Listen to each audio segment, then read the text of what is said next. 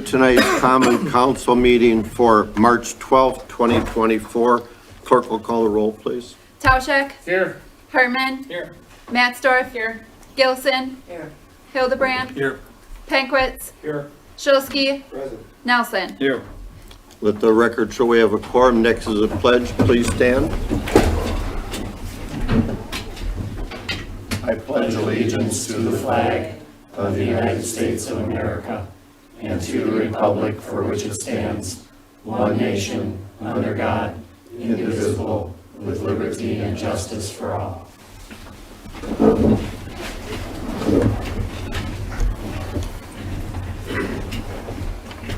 Next item on the agenda is the consent agenda. Chair will entertain a motion to approve. I would make a motion to approve the consent agenda. Second. We have a first and a second. Any discussion? Clerk will call the roll, please. Nelson. Yes. Hildebrand. Yes. Matzdorf. Yes. Pankwitz. Yes. Tauschek. Yes. Herman. Yes. Shulsky. Yes. Gilson. Motion carried. Thank you. Next item is the audience portion where we ask you to sign up, and several of you did this evening, and thank you for signing up. Wait to be recognized by the chair. We allow 3 minutes for you to tell us what's on your mind. We only ask that you be courteous and respectful, and we don't engage in any conversation, but thank you for coming. First one, and you can stand up where you are, sit down where you are, use your outside voice. There's speakers in the drop ceiling. And first person is Patricia Roby. That's all right, somebody else will say what I need. Okay. Thank you. Second person is Chris Castell. Chris? Hello, my name is Chris Castell. I live over in Linden. I appreciate the opportunity to speak in front of your council. In January, we got wind of a project that you guys were pursuing for over 2 years, and realized over the next couple of months how much it's going to impact our township. It's going to do a lot of devastation to a lot of people's properties, and we think the planning was pretty poor on what was proposed and how it was handled. We have a town board in our township. We're neighbors. We send some of our children here to go to your schools. Never once was it offered information out at our town board meetings, or even give us the opportunity to discuss things with you. Instead, we were told that these wires are coming through, and if we don't like it, they're going to demand eminent domain to come through our properties. None of these wires coming through our properties has any benefit to the people of the town of Linden. The only benefactors are Plymouth Utilities, A&R Pipeline, Keller Moraine Correctional Institution, and the fish hatchery. Some of the plan doesn't make a lot of sense to us out there in Waldo. We're removing compressor motors that are burning natural gas to put electric ones in to pump natural gas that are getting supplied from Port Washington, the power. They have the possibility of making power right at that plant, and the engines being run on natural gas. It doesn't seem very efficient at all. The only advantage for them is they're receiving carbon credits, which I think is pretty much a farce when they're still burning the natural gas over in Port Washington to power these generators. I think that the Board of Plymouth, the city administrator, some of these people could have been a little more forthcoming and given us the ability to maybe put a little input into this project before it was going over our front doorsteps. Teaming up with the company that you did, I think there was other options, but ATC has been proven to not, in their application process, kind of fudge the truth a little bit, all right? So these wires are going to be closer to people's houses. The amount of power that's going to be on them is going to be more than they're asking for. And the way they separated it out, the substation, the transmission lines that are feeding it, and the distribution lines on the other end, they still haven't even asked for yet. I think it's pretty unethical, just to get out of some of the responsibilities that are put in place, like the environmental studies and all that kind of stuff, that this is all going to affect. We feel really let down from the Plymouth City Council that we weren't notified and didn't have the decency to meet with our town and tell them that we're going to drop our property values by between 10 and 40%. So in our township, our size, that reflects a pretty big number. And to recover from it, somebody else is going to have to foot the bill. I suggest that, maybe Plymouth Utilities should maybe pay for some of those losses that these people are going to have. They're the only benefactor in this deal, besides the A&R facility. That's my piece. Appreciate the listen. Thank you. Next person that signed up is Christy Sorensen. Yes, our property is in the way of ATC. The way we found out about it was a brochure that, when you look at it, it looked like junk mail. My husband looked at it and he laid it on the table and said, "I think you should look at this." So I looked at it, and when I saw the name and the number, I thought, well, I'll call that in a couple of days. Well, then I got a call from Tom Castell that said, this is what's going on. They want to build towers on your land. They want to cut down all your trees because they're going to have to open the space.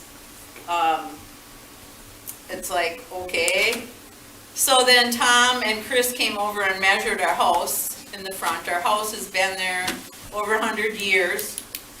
It's not like we built the house in the right of way, but our house is in the right of way. They came and measured, and I don't know what it is, like 10 feet or something, Chris? It's around 10 feet that your house is going to be in the right of way of the new power lines. And it's going to run over the front of the house. Our bedroom is in the front of the house. My bedroom is in the front of the house. It's handicap accessible to me with my wheelchair. It's the only place we have a bedroom. I can't get upstairs, I can't get downstairs. So that's my place to sleep. So what am I going to do? Sleep with the wires buzzing, running over me. I guess if that's the way it's going to be, I guess, I don't know. All these years I've taken care of my health. Yes, I use a wheelchair, but my health is very good, and I don't use drugs. I haven't used even an aspirin in 25 years. So for this to come in, I don't know what this is going to do to my health. And our dogs, I just think it's terrible what they're doing. And there really was no communication. It's like we got the brochure. If we wouldn't have looked at it, they would have just come through and did it. It's happening to the neighbors down the road too, because their homes are all close to the road like ours are, because their houses are all old and have been there too. They weren't built in that spot. I guess I said this makes no sense. Why are they coming this way when they have an alternate route to go to the north, or they have a couple of other alternate routes? But they're taking this route, from what I heard. They don't want to go through the DNR land because they don't want the delay of the DNR. And so they're going to come and disrupt our lives, build a tower in the cow yard down the road, build them in front of the houses, build them in front of our house. I just don't even know what to say anymore, because I just think it's ridiculous. I've never seen towers like this that close to homes. And this is where they're gonna come up, and then they're gonna hook onto the gas line and keep going. So, and you know, to me, it's fast-tracked. They're already wanting our permission to come on our yards to do footings and all that stuff, when we don't even know any of the other stuff that's going on, you know? So, I just think it's ridiculous. I guess that's what I wanna say.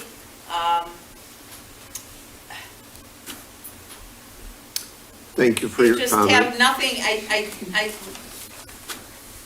I'm dumbfounded, because it's like, I think this is ridiculous, so. Thank you for letting me speak, letting us speak. You're welcome.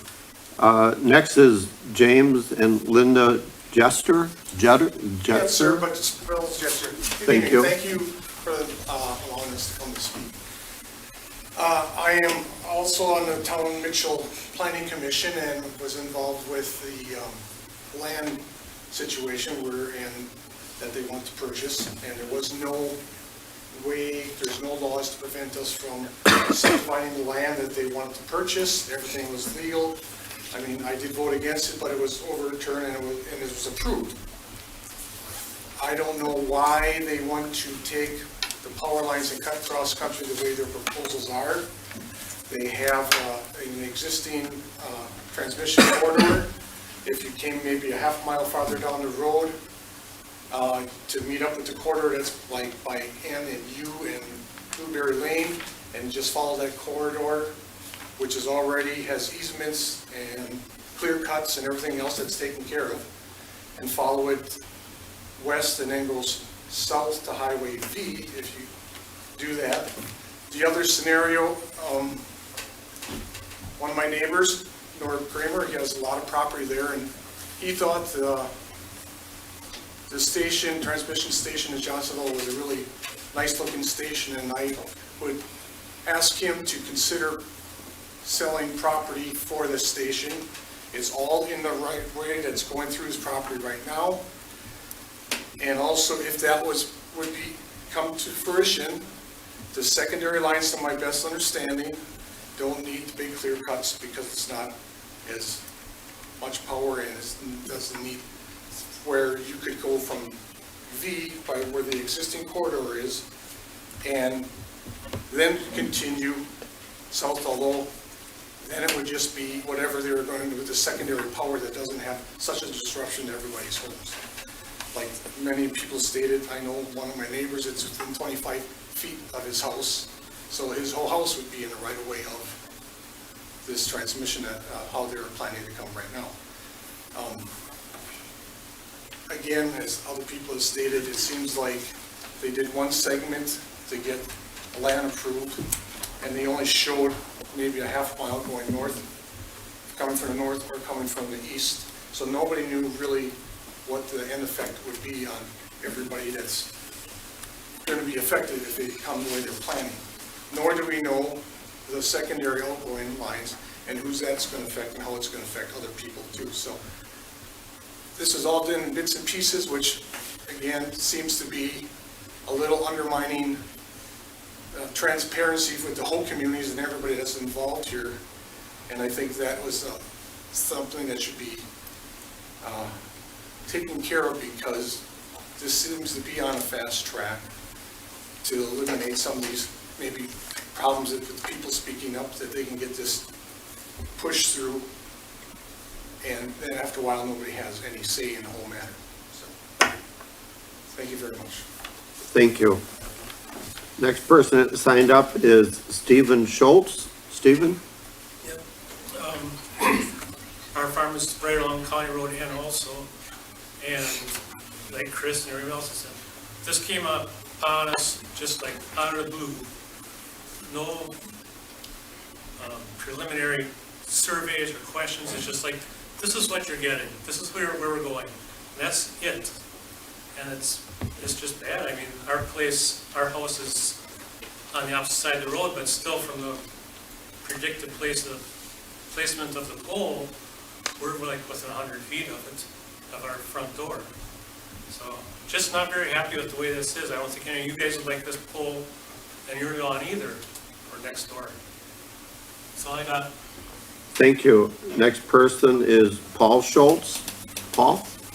Yes, I'm not a current resident of the town of Linden, but I am part of property owner with Stephen also on County Trunk N. And yeah, I do not feel that I was very well informed on this. Most of the information I received through Chris, and I greatly appreciate that. So basically, our property would be in between either your south route or your north route. And I really feel the most consensus of what I hear is that the north route would be much more acceptable, and you'd probably have a whole lot less opposition to this. Not saying that that's the best thing to do, but I feel that that probably be your less opposition, and I'm not saying that people are opposing progress, but I think it could be handled better. Thank you. Next person is Jack Woodland. Jack?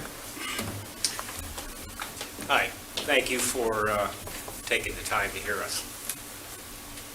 I'm retired now, but spent my entire career in land management with major projects.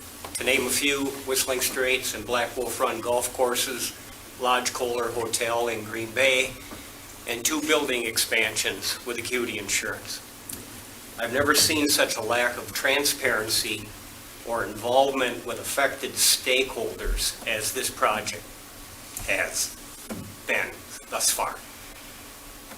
My wife and I have spent over a dozen years managing our property for the benefit of wildlife and aesthetics. That's going to be wiped out when this project goes through. In addition to that, as a landscape professional and environmentalist, I know something about wildlife.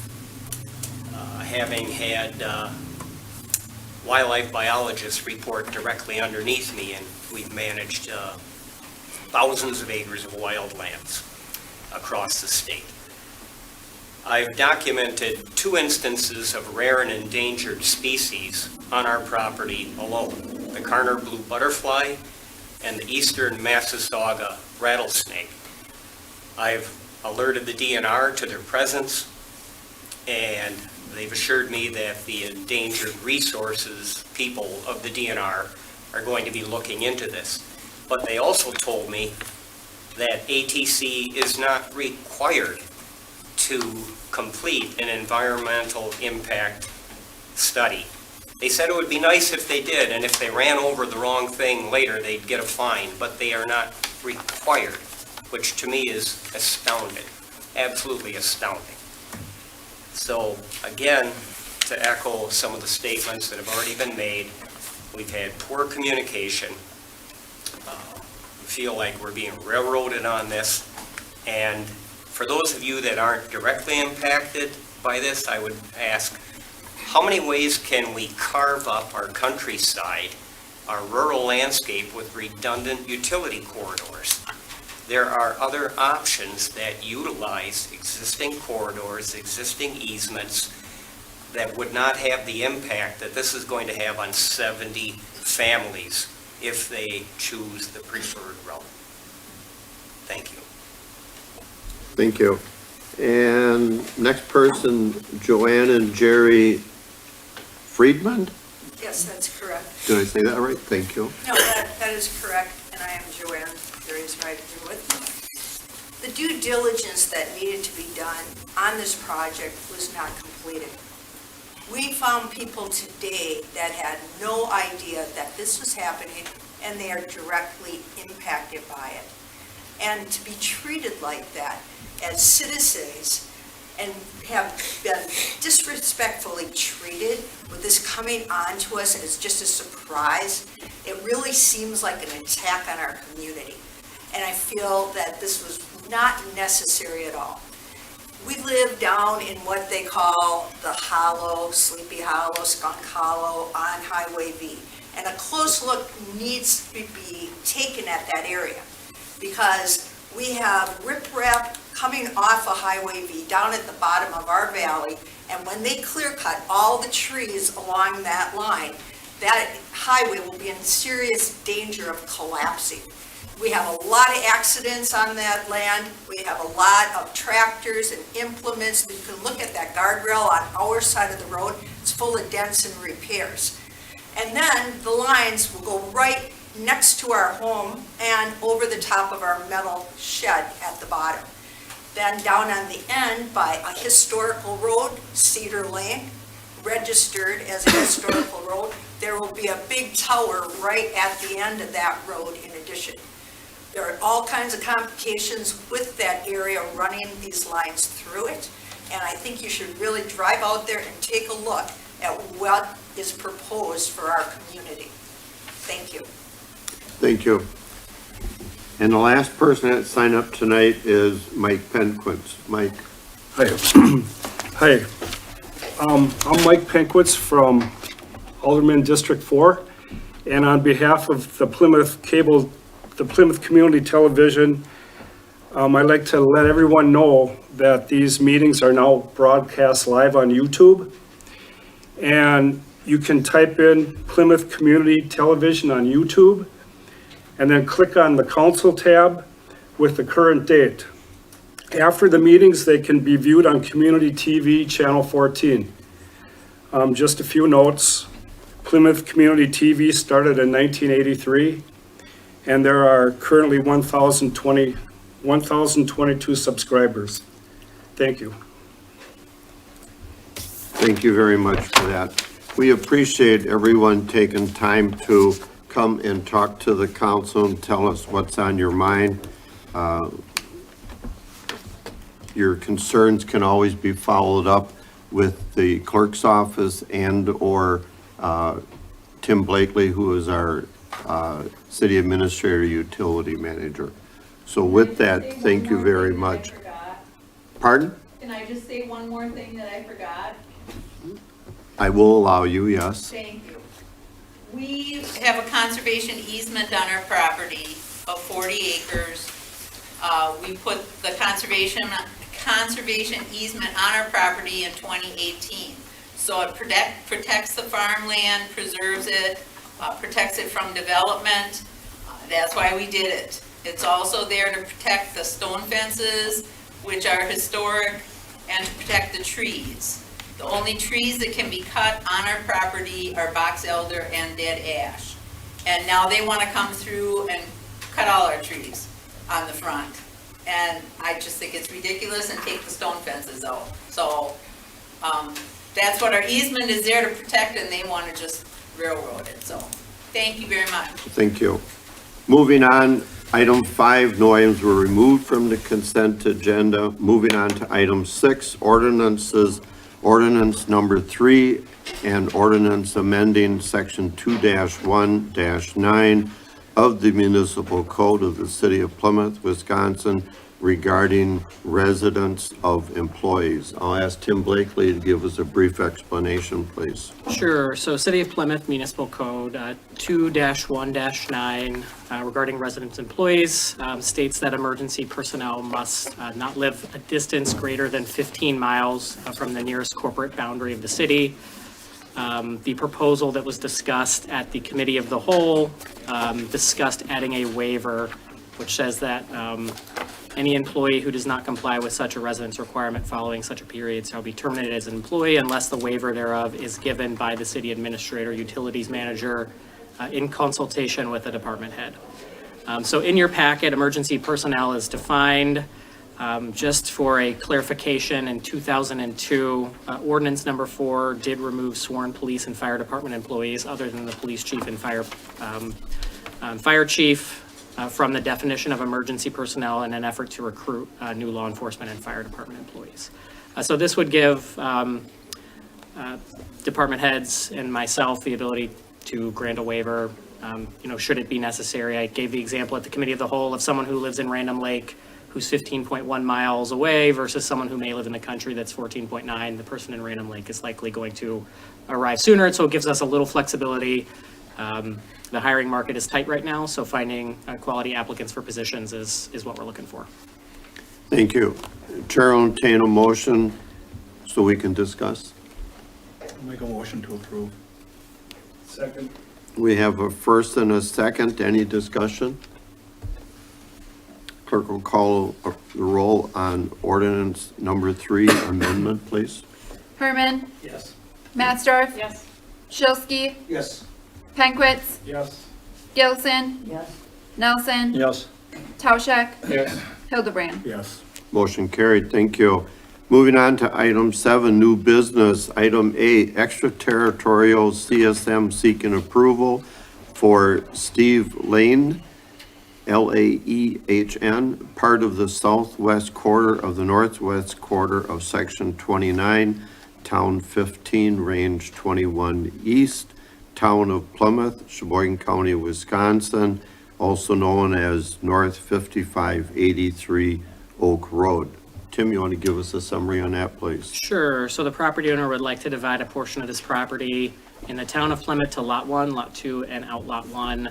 We do serve as the extraterritorial plat review jurisdiction for this property, and the proposed CSM is attached. At the meeting on March 7th, the Plan Commission did recommend the Common Council approve the CSM as presented. Thank you. Chair will entertain a motion so we can discuss. I move we approve this only for class. Second motion. We have a first and a second. Any discussion? All in favor, say aye. Aye. Opposed? Motion carried. Thank you. Item B, extraterritorial CSM seeking approval for Brett Becker, part of the northwest quarter of section 25, town 15 north, range 21 east, town of Plymouth, Sheboygan County, Wisconsin, also known as W4785 County Road C. Tim, you want to give us a summary on that, please? Sure. So very similar. The property owner would like to divide a portion of this property into Lot 1 and Lot 2. Again, we serve as the plat review jurisdiction, and the proposed CSM is attached. On this, I would add a caveat that it is a contingent upon town approval of the property. Just the order of the meetings worked out that we're reviewing it first. So the Plan Commission did recommend the Common Council approve contingent on town of Plymouth approval. Thank you. The chair will entertain a motion with the condition of town approval. The Plymouth Plan Commission did forward this to the council with the conditional approval of the town as well. So that is part of our motion as well. I'll make a motion to approve as written and stated. Second. We have a first and a second. Any discussion? All in favor, say aye. Aye. Opposed? Motion carried. Thank you. Moving on to item C, approval of engineering services agreement with Aries Associates to prepare plans and specification for Mill Pond Dam Replacement Project. Engineering contract. Tim, you want to give us a summary on that, please? Yeah, I'm going to turn this over to Public Works Director Austin, who's going to provide a summary of this one. So as you guys are aware, the city's been working with AIRS on the dam study. They presented the feasibility and presented that, and at the last council meeting on February 13th, council approved both resolution 1 and resolution 2, which authorized the city to remove and replace the dam, to move forward with that option, and then also move forward with the hydraulic press gate as the option. So since then, we did ask AIRS to prepare engineering services agreement. It is a multiple year agreement. They would take us through the construction. And so then on the back of the memo, it does break out the costs. I do want to point out, since the packets were put together, AIRS did clarify. I read it as the subcontractors' fees were included in their cost for the $340,000. They are actually in addition to. So in year 2024, instead of $191,230, because all of the subcontractor work is actually in the study phase here, it's actually $223,630. which takes the entire agreement to $372,400. Again, it is a multiple year agreement. It is still below in their cost estimate for the whole dam project. They allocated $425,000 towards engineering and design, so it is part of that whole dollar total, and we are under that, even with that additional cost. Thank you. Chair will entertain a motion so we can discuss. I'll move that we approve the engineering services agreement with Ayers Associates. I'll second. We have a first and a second. Any discussion? So the budgeted, the estimated budgeted total, the agreement is less than that number. So in their cost estimate for the crest gate, they had $425,000 in their cost estimate for this work. Correct, it is coming, their not to exceed numbers, $372,400. Okay. Any other questions or clarifications? Clerk will call the roll. Hildebrand, Yes. Nelson, Yes. Pankwitz, Yes. Matsdorf, Yes. Tauschek, Yes. Gilson, Shilsky, Yes. Herman. Yes. Motion carried. Thank you. Moving on to item D, discussion and possible action on annual street program bids, Forest Avenue. Director Austin. Sure, I'm gonna take actually the next two items and kind of just run people over those. That's together. fine, sure. So the first item on your agenda is to approve DeGroots for the contract for Forest Avenue. We opened bids on March 6th. We received 6 bids. And then the lowest again was DeGroot for a total of $911,875.37. The breakdown between the city share and the utility share is also listed. Note that the utility share is slightly over budget, but there is capital reserves on the utility side to cover that. And on the city side, the budgeted amount is sufficient. And then your next item is the approve the inspection and staking services with Kapoor, and that's for their inspection on site. Thank you. As council will separate these two items, item D first for the action on annual street program bid, Forest Avenue. Chair will entertain a motion. I'll make a motion to approve the bid for Forest Avenue. Second. We have a first and a second. Any discussion? Clerk will call the roll, please. Gilson, Yes. Nelson, Yes. Tauschek, Yes. Hildebrand, Yes. Herman, Yes. Matsdorf, Yes. Shilsky, Yes. Pankwitz. Yes. Motion carried. Thank you. Moving on to the second item, approve agreement with Kapoor Engineering for design and engineering for 2024 street project. Chair will entertain a motion. Mayor, I would make the motion to approve Kapoor and Associates for professional services for a total of $87,030. Second, Hildebrand. We have a first and a second. Any discussion? Clerk will call the roll, please. Pankwitz, Yes. Shilsky, Yes. Matsdorf, Yes. Herman, Yes. Hildebrand, Yes.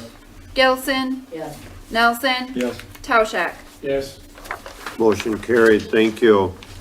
Moving on to item F, presentation, discussion, and action for future vehicle replacement. Tonight we have Ryan Pafford, our fire chief, for discussion and questions.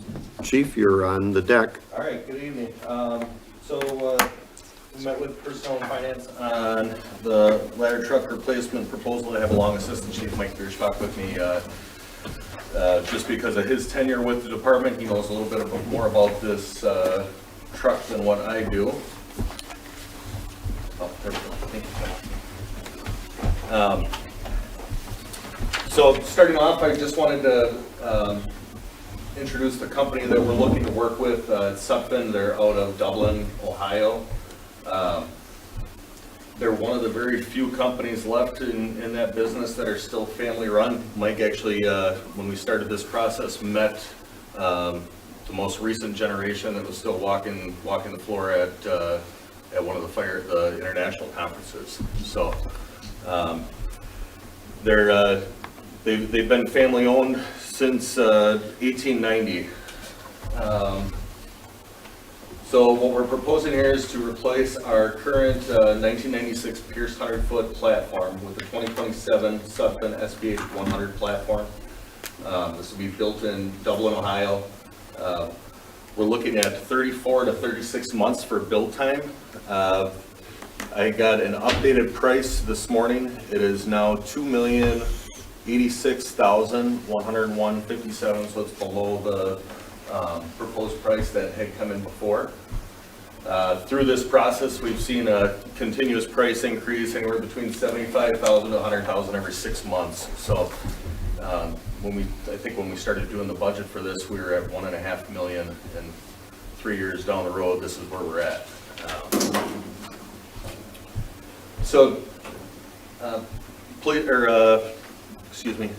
Personnel and Finance had asked me to bring back some of the things that to highlight. So between the 1996 and 2027, if you think about the vehicles that we drive every day and the safety features that have come forward on all of that stuff, you can pretty much think the same way on a 1996 fire truck. So we now have vehicle data recorders that are in the new vehicles. So this is going to record the vehicle speeds, acceleration, deceleration, engine speed, all of those things in case there would be an accident and something happens, so we can go back and look at that stuff. It's also equipped with rollover stability. So this is an electronic stability control. It's a proactive measure that helps the operator know when that truck is on its tip side, so they can bring it back under control. Seat belts and airbags. Back in '96, we didn't have a whole lot of airbags in cars, and we had a lot of lap belts yet. So, having something that's gonna tell the driver when somebody in that car or in that vehicle isn't belted in, and we can make that correction for the people that are in the vehicle. Some of the features on this truck itself is integrated stabilizer pads. So right now we have aluminum sheets that are about yay big that we have to pull out of the side of the truck and place on the ground. How much would you say one of those weighs? 25 pounds a piece.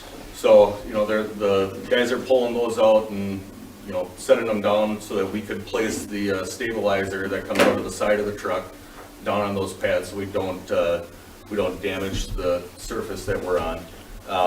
This truck will actually have those integrated in it. So one, it's something that we're not having our people push and pull on things to cause any kind of injury.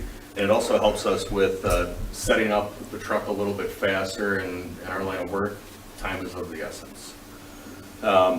It also has crash sensor systems. So when it detects an unacceptable deviance from the vehicle's normal orientation, it alerts the driver to take evasive actions to prevent a rollover. If the vehicle's vertical orientation continues to deviate from the 90-degree upright position, this triggers a seatbelt pre-tensioning and deploys the side airbags. Also customer references, Davenport, Iowa, Des Moines, Iowa, Kenosha, Wisconsin. Wausau, Wisconsin's another one that I didn't put on here. I'm actually in a class right now with one of the former officers down at Davenport, Iowa. And we got to talk about their delivery of that truck. He's now the fire chief in West Bend. And he kind of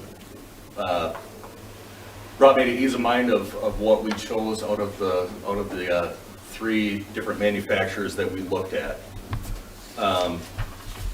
A couple other ones: Mankato, Minnesota, Brainerd, Minnesota, and for Tim, Columbus, Ohio. So Dublin, Ohio, that's where I interned, so.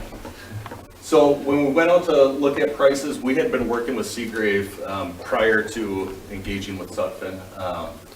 And our rep from there had told us that the price for what we were looking at was going to be anywhere between $2.4 million and $2.5 million. I did some research to figure out who just had a similar truck purchased and approved, and that would have been the NIH Fire Department in Maryland at $2.4 million. Another question was about a Pierce, and if that's something we could look at. The Crossville, Tennessee Fire Department just approved in February the same type of truck for $2.652 million.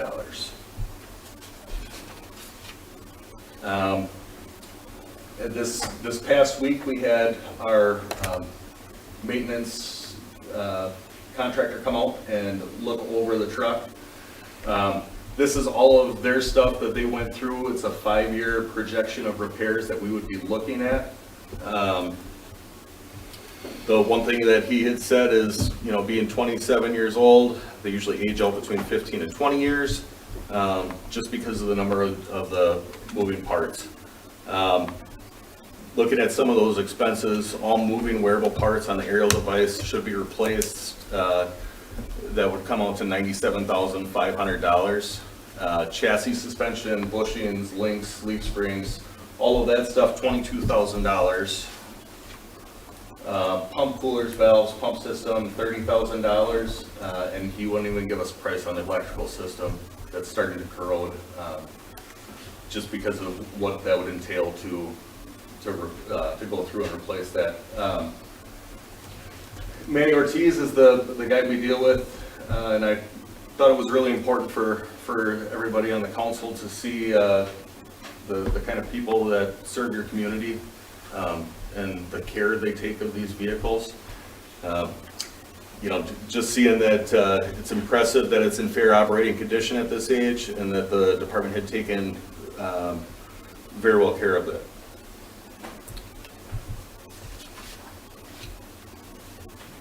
So just kind of going through NFPA. NFPA standards, they're not law, but they're adopted by Wisconsin to kind of be our guidelines. NFPA recommends a ladder truck undergo a refurbishment after 15 years of service, recommends retirement at 25 years. At replacement will be at 31 years of this truck's age. A refurbishment that'll take the truck down to bare metal can cost anywhere between $500,000 and $1 million, and you're only looking to probably get about another 10 to 15 years out of it at that point. And the last thing is the Insurance Services Office. So we go through the ISO, and they come in and they'll do an audit for us. Goes through a number of different things: department equipment, staffing, training, locations of our stations, and then that goes back to our community members on what their insurance ratings are going to be. Plymouth is a Class 3 in the city, which is pretty high up there. Really, the only way we can get to a Class 2 is if we had full-time members, and we're not anywhere close to that. In absence of a ladder truck in this community would be a reduction in our ISO rating. So I open to any questions from the council. Thank you very much, Chief. We appreciate you putting this together and bringing forward the discussion on this. Obviously, it's not a cheap item, but one that, as you said, serves the entire community. I'll open it up for questions if we have any. It might be obvious to everybody but me. I assume this would fit in our bay. Yes. Not that. Not want a new fire station. We do not, yeah, I'm just telling you, we're not gonna add on to the fire station, so. We don't have anywhere to go anymore, so. Just one of those out of the ballpark questions. When they were so. here for their demo, we did check to make sure that it was gonna fit within the station. You never know how long that chassis is. Absolutely. Oh. What is your Great. timeline on ordering this vehicle? I was in talks with our rep beforehand, and that'll be a conversation with Administrator Blakesley with approval, but we could end up having contract in hand tomorrow. So do you need a recommendation or approval tonight? So I would need approval from the council to move forward with that. Diane? Are you then gonna get rid of another old truck? So we'll be replacing that 96 that's down there. We've also talked about replacing our 1990 rescue truck that's down there too, just because we're getting at that age of it's gonna need work, and it's not something we're looking to replace just because our reduction in members over the years. And the one thing that truck specializes in is it has our air compressor or our air bottles for going out that we can refill our SCBA's when we're on a scene. We have a couple of communities around us that have that on their truck, and they actually have a compressor so they can generate their own air. So do you know what you're gonna do with the old one? I do not know what we'll do with the old one. I'm guessing it would go to a surplus auction. Diane wants to retire. If you'd like yard art, we can help with that. Is those seats compatible with a fully suited fire person? Yes. Strap and everything? Yes. Better than what, actually more safer than what we have now. The bottles are locked in, they won't come out in a crash, and actually for the safety of the members for that, everything for it. It's much safer than the current deal. Right now, the bottles will just pull out. This one, you actually have to release a lever to get your SCBA to come out of the seat for it. Any other questions? John? Well, I know you answered this at the finance meeting, but just so the public is aware, we're concerned with, we're gonna hopefully be building higher apartment buildings in town. And we just wanted to make sure that the truck would be able to serve 3 or 4 stories. Yes, absolutely, and this truck gives us a little bit more maneuverability compared to what we have, with it being a mid-mount versus a rear mount. Okay. So it's more stable than with the stabilizers out, they probably come out in about the mid. So this truck actually has 2 stabilizers that come out in front of the rear wheels. It locks down the front axle. And then it has 2 rear that come out underneath the truck itself. So we're actually decreasing the amount of surface that we have outside of the truck on calls. Like right now, our truck has 4 outriggers that come out where this truck will only have 2. Okay, well, I'm sure it's been tested and that's. Yes, yep. This basket carries a higher weight rating than our current basket does.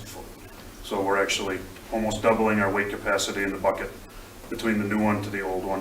And actually we could flow more water out of this one with a higher weight rating also than what we currently can, just because of what the standards have come to for the trucks. That's good to know. Good. Any other questions? Thank you very much. We appreciate your time and effort in putting this together. We do have on the agenda a action possibility. The chair will entertain a motion, and let's see where it goes. I'll make a motion to approve as stated with the amount. A second. We have a first and a second to approve moving ahead. Is that the right way to say that? I think that would be the right way. I would like to just also add subject to attorney review of contract. Correct, right. And certainly those terms and conditions are all subject to everything. Do they take cash? Do we get a discount for cash? I mean, they might do it. They're an old family business. They might still do a cash discount. Little jocularity there. Okay. Clerk will call the roll on approving the proposal to go ahead in the, can we use the $2,093,121.05? Is that a proper number to use? That's fine. I didn't want to use that in case it did go up a little or down because of what it is, Well, it's going to exceed otherwise. Well, I guess extras are part of nature, and who knows how that's amended, but that would be through the agreement process, and we'd have to approve those anyway. Yeah, so signing the contract will lock in the price for us as well. Yeah, okay. We have a first and a second. Clerk will call the roll, please. Gilson, Yes. Nelson, Yes. Tauschak, Yes. Hildebrand, Yes. Herman, Yes. Matsdorf, Yes. Shilsky, Yes. Penkwitz. Yes. Motion carried. Thank you, Chief, for that. Chair will entertain a motion to adjourn. So moved. We have a first and a second. All in favor, say aye.